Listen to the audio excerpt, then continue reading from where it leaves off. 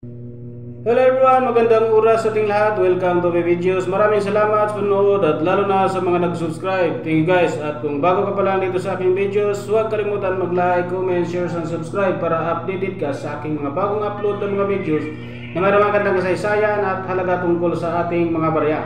Guys, ito yung 10 kronors ng Sweden.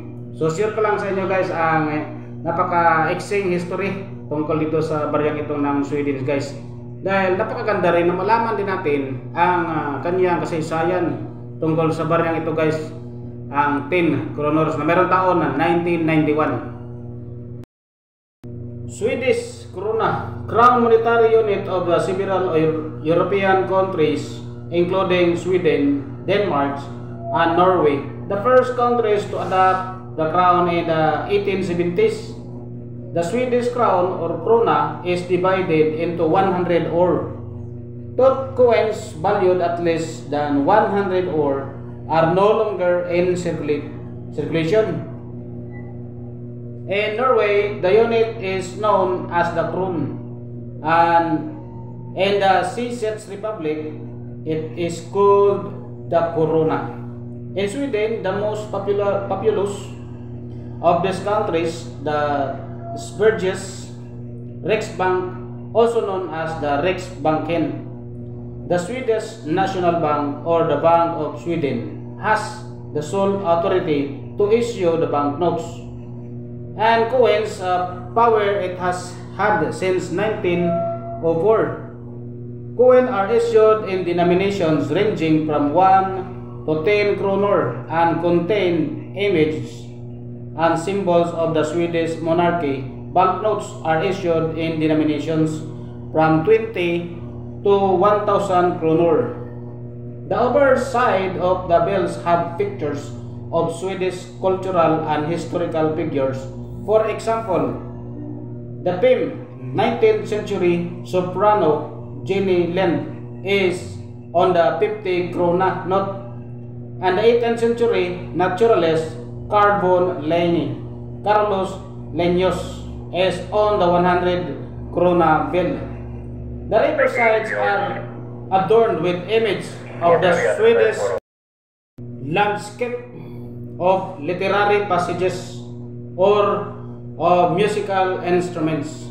Before the crown was adopted, Sweden had several monetary units, including the riksdaler, which the crown reflects.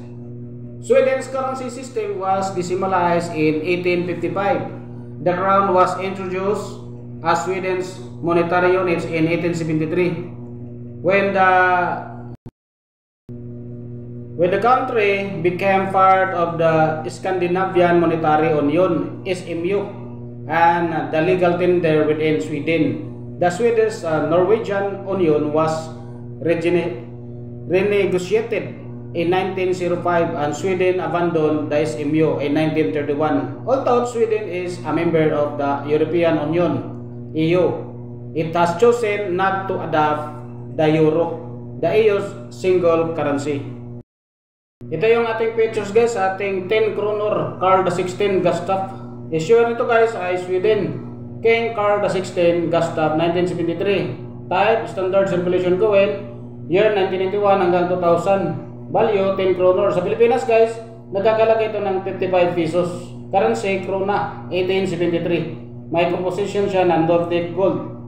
89% ang copper, 5% ang aluminum, 5% ang zinc, 1% ang tin. Ang kanyang timbang naman ay 6.6 grams. May diameter siya na 20.5 mm at ang kanyang thickness 2.9 mm. Ang shape naman ay round. Ang technique naman ay mild. Orientation, medal alignment, number A number 2750, reference number KM number 877, show number A90. Ito yung ating overs guys, ang portrait of Carl XVI Gustaf facing left, surrounded by the lettering engraver's initials below the head. Meron siyang script na Latin. At ang kanyang lettering naman ay Carl XVI Gustaf Sveriges Krona MN. For Sveriges I title.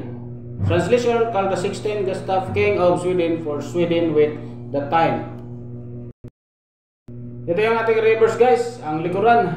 may date above the 3 crown of the Sweden superimposed by value divided meant official mark at left and the first letter in the surname of the governor of Riksbank at right. Script Latin may lettering na 1981 A10 D kronor.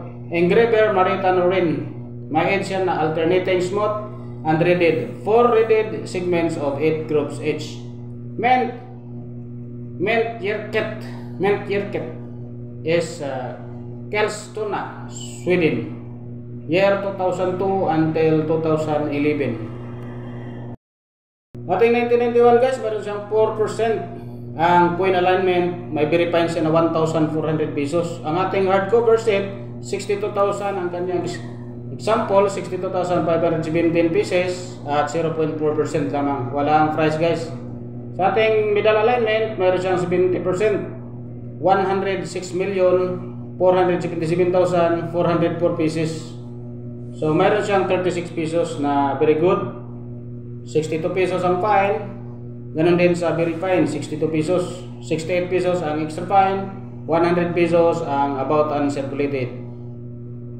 Uncirculated is 110 pesos. Sa ating soft cover sheet guys, mayroon siyang 0.19%. 8,079 pieces ang kanyang example at walang presyo guys. So galing yan guys sa ating source of information sa enomista.com. Dito naman tayo sa EB guys, ay naka-display ito ng 18.99 US dollars. So sa Pilipinas guys, umabot ng 1,059 pesos.